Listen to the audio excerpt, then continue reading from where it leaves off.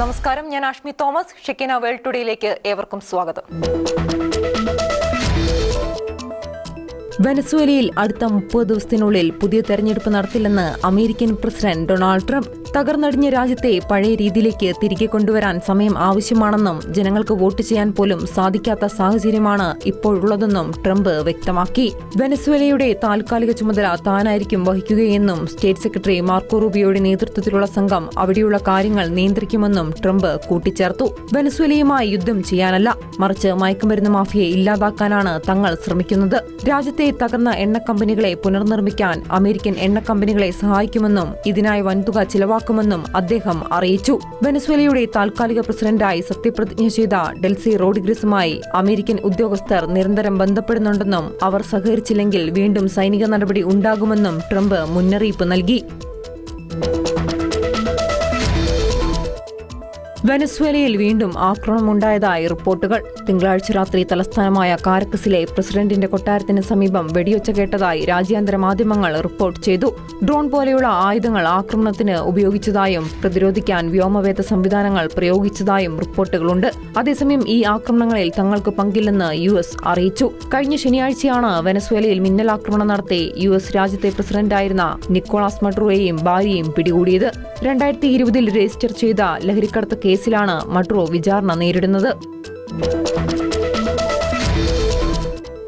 America വെനസ്വേലയിൽ ആക്രമണം നടത്തിയതിനു ശേഷം ആദ്യമായി പ്രതികരിച്ച് വെനസ്വേലൻ പ്രതിപക്ഷ നേതാവും സമാധാന നോബൽ സമ്മാന ജേതാവുമായ മരിയ കൊറീന മച്ചാഡോ 2025 ഒക്ടോബർ മുതൽ US പ്രസിഡന്റ് ഡൊണാൾഡ് ട്രംപുമായി സംസാരിച്ചിട്ടില്ലെന്ന് മച്ചാഡോ വ്യക്തമാക്കി.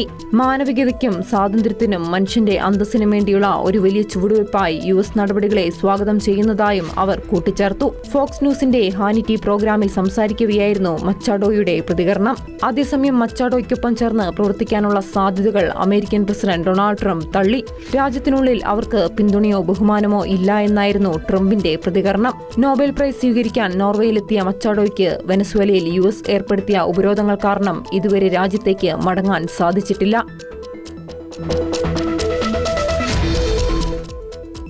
ഇറാനിലെ ഭരണവിരുദ്ധ പ്രക്ഷോഭങ്ങളിൽ മരണസംഖ്യ ഉയരുന്നു. 4 കുട്ടികൾ ഉൾപ്പെടെ 35 പേർ കൊല്ലപ്പെട്ടതായി മനുഷ്യാവകാശ സംഘടന അറിയിച്ചു. 29 പ്രതിഷേധക്കാരും 4 കുട്ടികളും ഇറാന്റെ സുരക്ഷാ സേനയിലെ 2 അംഗങ്ങളും കൊല്ലപ്പെട്ടതായാണ് റിപ്പോർട്ടുകൾ. ഒരാഴ്ചയിലേറെയായി തുടരുന്ന പ്രതിഷേധങ്ങളിൽ 1200-ലധികം പേരെ കസ്റ്റഡിയിലെടുത്തതായി US ആസ്ഥാനമായുള്ള human rights activist news agency report ചെയ്തു. ഇറാനിലെ 31 പ്രവിശ്യകളിൽ 27 എണ്ണത്തിലായി 250-ലധികം സ്ഥലങ്ങളിൽ പ്രകടനങ്ങൾ വ്യാപിച്ചിട്ടുണ്ട്. IRGCയുമായി അടുത്ത ബന്ധമുള്ളതായി കരുതപ്പെടുന്ന ഫാഴ്സ് വാർത്താ ഏജൻസി റിപ്പോർട്ട് ചെയ്തത് പ്രകാരം ഏകദേശം 250 പോലീസ് ഉദ്യോഗസ്ഥർക്കും ഗാർഡിന്റെ പൂർണ്ണ സന്നദ്ധ സേവകരായ ബാസിജ് സേനയിലെ 45 അംഗങ്ങൾക്കും പരിക്കേറ്റിട്ടുണ്ട്. വർദ്ധിച്ചുവരുന്ന മരണസംഖ്യ അമേരിക്കൻ ഇടപെടലിനുള്ള സാധ്യതയും വർദ്ധിപ്പിക്കുകയാണ്.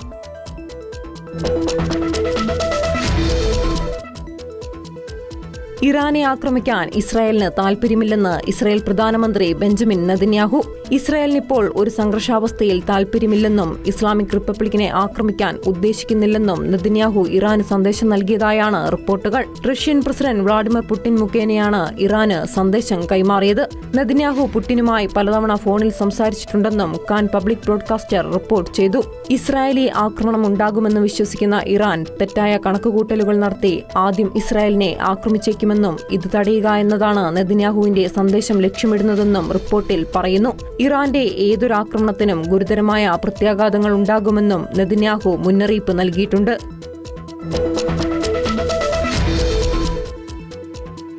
പടിഞ്ഞാറൻ ജപ്പാനിൽ ശക്തമായ ഭൂചലനം അനുഭവപ്പെട്ടു.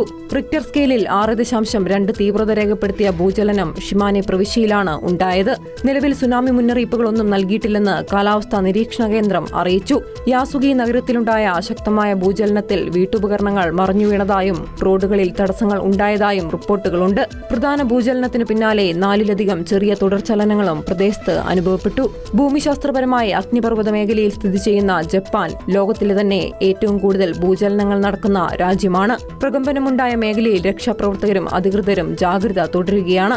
ജനങ്ങൾ ഭയപ്പെടേണ്ടതില്ലെന്നും മുൻകരുതലുകൾ എടുക്കണമെന്നും സർക്കാർ നിർദ്ദേശം നൽകി.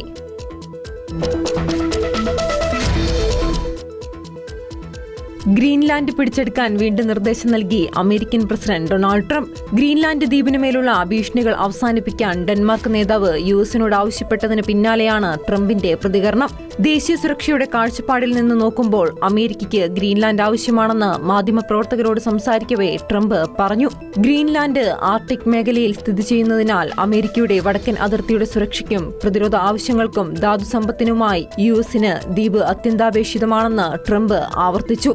ഇനി സമ്മർദ്ദമില്ല, ദുഷ്പ്രചരണങ്ങളില്ല, കൂട്ടിച്ചേർക്കലിനെ കുറിച്ചുള്ള ഫാന്റസികളൊന്നുമില്ല, ചർച്ചകൾക്ക് തയ്യാറാണെന്നും ട്രംപ് അറിയിച്ചു.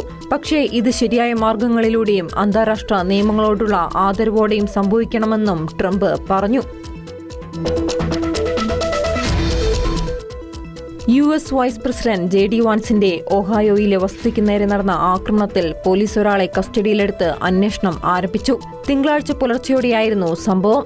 വാൻസിന്റെ വസതിയുടെ ജനാലകൾ തകർത്തതായി റിപ്പോർട്ടുണ്ട്. സീക്രട്ട് സർവീസ് ഏജന്റുമാരും പോലീസും സ്ഥലത്തെത്തി. സംഭവ സമയത്ത് വാൻസ് കുടുംബം വീട്ടിലുണ്ടായിരുന്നില്ല. സംഭവത്തെക്കുറിച്ച് കൂടുതൽ അന്വേഷണം നടക്കുകയാണെന്ന് പോലീസ് വ്യക്തമാക്കി. അതേസമയം കസ്റ്റഡിയിലെടുത്ത വ്യക്തിയിൽ നിന്നും കൂടുതൽ വിവരങ്ങൾ ശേഖരിച്ചു വരികയാണ്. ഇയാൾ വാൻസിനെയോ കുടുംബത്തെയോ ലക്ഷ്യം വെച്ചാണോ ആക്രമണം നടത്തിയതെന്ന് അധികൃതർ അന്വേഷിക്കുന്നുണ്ട്. വെനസ്വേലയെ ആക്രമിച്ചതിനും പിടിച്ചടക്കിയതിനും യുഎസ് ഗവൺമെന്റിനെതിരെ രൂക്ഷ വിമർശനം ഉയരുന്നതിനിടെയാണ് സംഭവം. നൈജീരിയയിലെ ബോർണോ പ്രവിശ്യയിൽ ഭീകരർ നടത്തിയ ആക്രമണത്തിൽ 9 സൈനികർ കൊല്ലപ്പെട്ടു. സൈനിക വാഹനവ്യൂഹം സഞ്ചരിച്ച പാതയിൽ ഭീകരർ കുഴിച്ചിട്ട മൈൻ പൊട്ടിത്തെറിച്ചാണ് അപകടമുണ്ടായത്. സ്ഫോടനത്തിന് പിന്നാലെ സൈനികർക്ക് നേരെ ഭീകരർ വെടിയുതിർക്കുകയും ചെയ്തു. ആക്രമണത്തിൽ 5 സൈനികർക്ക് ഗുരുതരമായി പരിക്കേറ്റതായും ഇവരെ ആശുപത്രിയിലേക്ക് മാറ്റിയതായും സുരക്ഷാ ഉദ്യോഗസ്ഥർ അറിയിച്ചു.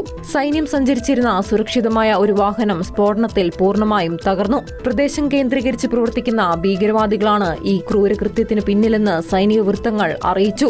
മെയ്ദുഗുരിയിൽ നിന്ന് ദമാസാക്കിലേക്ക് പോവുകയായിരുന്ന സൈനിക സംഘമാണ് ആക്രമിക്കപ്പെട്ടത്.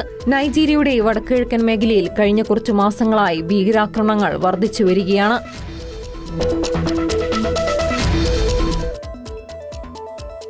സിറിയയിൽ പുറത്താക്കപ്പെട്ട ഭരണാധികാരി ബഷർ അൽ അസദിന്റെയും കുടുംബത്തിന്റെയും ചിത്രങ്ങൾ ആലേഖനം ചെയ്ത നോട്ടുകൾക്ക് പകരമായി രാജ്യത്ത് പുതിയ നോട്ടുകൾ.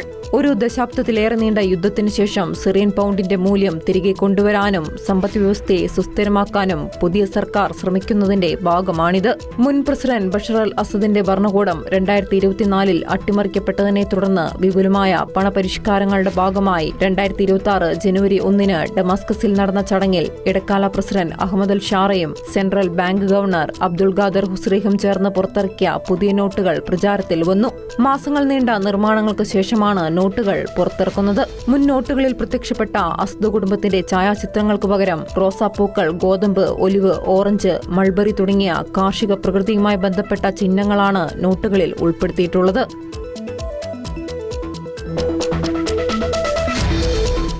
ഷെക്കീന വേൾഡ് ടുഡേ സമാപിക്കുന്നു. നന്ദി, നമസ്കാരം.